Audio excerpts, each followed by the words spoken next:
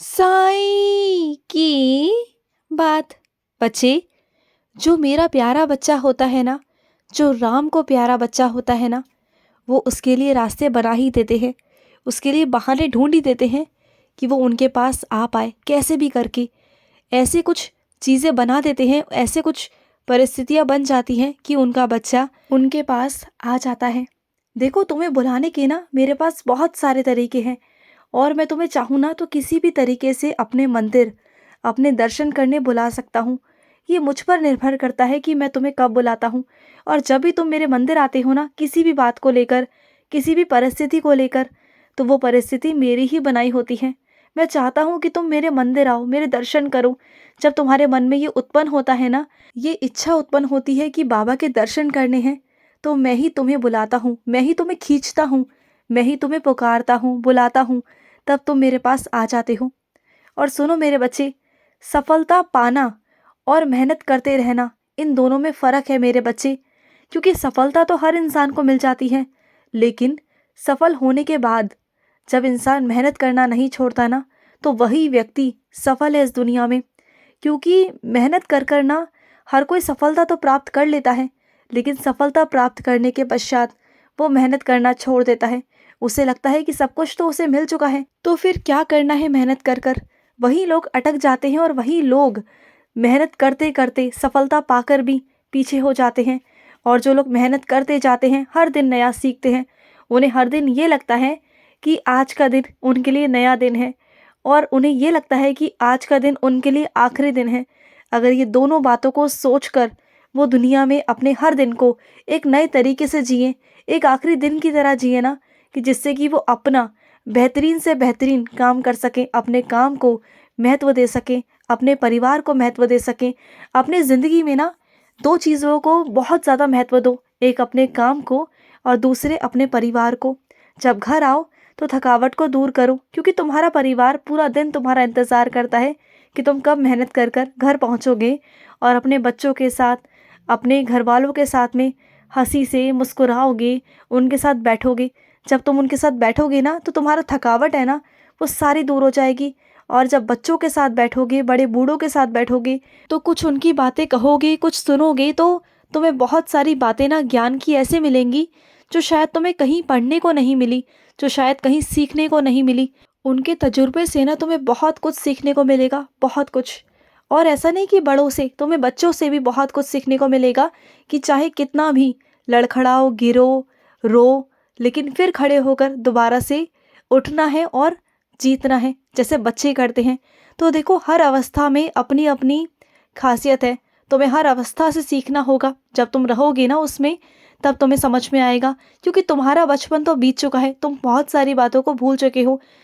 जैसे तुम बचपन में किसी से नाराज़ हो जाते थे, किसी अपने मित्र से नाराज़ होते थे, तो फिर कुछ दिनों बाद, कुछ ही दिन बाद या कुछ घंटे बाद तुम मान जाते थे। तो वैसा अब क्यों नहीं होता?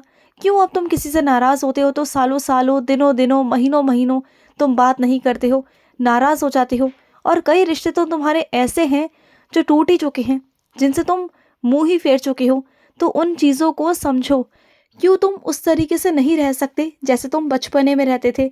हाँ हाँ, मुझे पता है कि तुम कहोगे कि बाबा, आजकल की दुनिया बहुत चालाक है, बहुत शातिर है, तुम्हारा फ़ायदा उठाने की कोशिश करती है। तो हाँ, ये बात मैं तुम्हारी मानूंगा कि जहाँ चालाकियाँ हैं, जहाँ तुम्हारा कोई फ़ायदा उठाने की कोशिश कर रहा है, तो वहाँ तुम्हें अपना फ़ायदा उठाने नहीं देना। लेकिन जहाँ तुम्हें अच्छाई दिखानी है, समझदारी दिखानी है, वहाँ पर दिखानी चाहिए। और सुनो मेरी बात को, जब तुम सारा काम एक साथ नहीं कर सकते हो, तुम्हें आराम की ज़रूरत है, तो पूरे काम को थोड़ा थोड़ा करके करो। ज़रूरी नहीं कि तुम्हें सारे काम को इकट्ठा करना है, क्योंकि देखो, सबका अपना अपना शरीर है। अगर सामने वाला एक ही बार में सारे काम कर लेता है, तो ज़रूरी नहीं ना कि तुम भी कर पाओ। देखो, सबका शरीर अलग है। मैं तुमसे नहीं कहता कि किसी की होड़ करो, तुमसे जितना काम होता है उतना करो, आराम करो, फिर काम करो। धीरे धीरे कर कर तुम्हारे भी सारे काम हो जाएंगे। जल्दबाजी मत किया करो। और अगर कोई तुम्हारे कष्ट को नहीं समझता, तुम्हारे दर्द को कोई नहीं समझता, तो समझाने की ज़रूरत नहीं है। क्योंकि क्या है ना, जिस पर कभी कुछ बीता नहीं होता ना, वो तुम्हारी चीज़ों को नहीं समझेगा। जिसने वो दर्द नहीं झेला, जिसने वो परेशानी नहीं झेली ना, वो कैसे समझेगा? तुम समझाना चाहोगे भी ना, तब भी वो नहीं समझ पाएगा। तो इसलिए कहता हूँ कि जो तुम हो वो तुम में ही रहो। तुम किसी और को समझाने की कोशिश मत करो। कभी कभी क्या होता है ना मेरे बच्चे, कभी किसी इंसान पर कोई कष्ट या परेशानी नहीं आई होती जैसे तुम पर आई है, तो वो तुम्हारी बातों को नहीं समझेगा, तुम्हारी परेशानियों को नहीं समझेगा। और दूसरा यह है कि वो इंसान ही ना हो, उसका दिल ही पत्थर हो, तो वो नहीं समझेगा तुम्हें। मत समझाओ उन्हें। और सुनो, कई लोगों की बातें, कई रिश्तों में ना तुम्हें इतना गुस्सा आने लगा है कि तुम ना इतने क्रोधित हो चुके हो कुछ लोगों पे कि तुम्हारा गुस्सा अब संभलने पे नहीं आ रहा, तुम्हारा क्रोध ना खौल रहा है कुछ लोगों की हरकतों को देख के, कुछ लोगों के व्यवहार को देखकर। और तुम्हें समझ में नहीं आ रहा कि सबका निशाना, तुम्हारे परिवार का पूरा निशाना तुम्हारे ऊपर है। तुम्हारे घर में एक चींटी भी मरती है ना, तो उसका इल्ज़ाम भी वो तुम पर लगा देते हैं। मैं देख रहा हूँ सब बैठकर कि मेरे बच्चे पर किस तरह से जुल्म होते हैं, मुझे पता है। मैं सब देख रहा हूँ। मुझे पता है कि तुम्हारे साथ कैसा व्यवहार हो रहा है, किस तरह से फिर भी तुम खड़े होकर, फिर भी तुम अपना काम कर रहे हो, हर चीज़ कर रहे हो। लेकिन एक बात कहूँ तुमसे, पहले की तरह जैसे तुम खड़े थे अपने पाँव पर, दोबारा से खड़े हो जाओ। जैसे तुम धन के स्वामी थे, जैसे तुम सुख संपत्ति के स्वामी थे, वैसे बन जाओ। फिर देखो कि लोगों का रंग कैसा बदल जाएगा तुम्हारे लिए। जिस चीज़ों को तुम खोजते हो ना, जिस सम्मान को तुम खोजते हो, तो देखना वो सब तुम्हें मिल जाएगा। क्या है ना मेरे बच्चे, कुछ लोग इतना आराम चाहते हैं ना तुमसे कि कुछ लोग आराम के लिए तुम्हारे पास आते हैं। कुछ लोगों को लगता है कि अगर वो तुम्हारे साथ कुछ गलत करे तो तुम उसे बर्दाश्त करो। अगर वो ये कहें तुमसे कि दिन है तो दिन है, अगर वो तुमसे कहें कि रात है तो रात है, तुम उसे स्वीकार कर लो।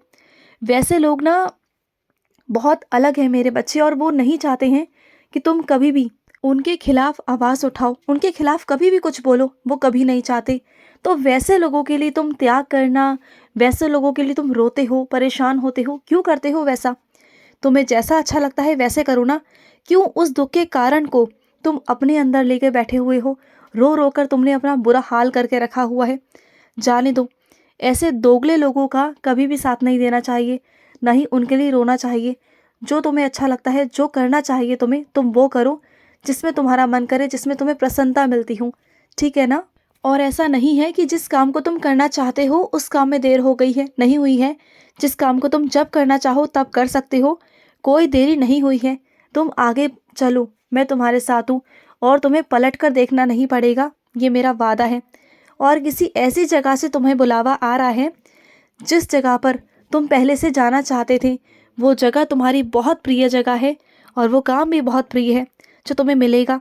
और तुम्हारी ज़िंदगी में ऐसी रफ्तार पकड़ने वाले हो कि सब कुछ तुम्हारे पास आएगा, सब कुछ, और सारी परेशानियों से तुम दूर हो जाओगे। और जो लोग तुम पर झूठा आरोप लगाते हैं ना, जो लोग तुम पर हमेशा इल्ज़ाम लगाते हैं, वही लोग तुम्हारे सामने खड़े होकर तुमसे माफ़ी मांगेंगे। और उन्हें पछतावा भी होगा एक दिन कि उन्होंने तुम पर कितने बड़े बड़े इल्ज़ाम लगाए।